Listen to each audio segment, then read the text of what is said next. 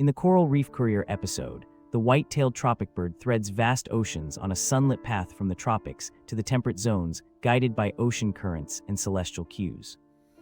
This episode reveals how their nesting islands anchor their annual routes, while winds and sea surface temperatures steer their non-stop flights.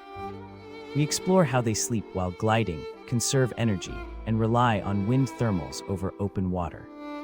Their survival hinges on clutch size, seafood fads, and avoiding predators as they skim across waves.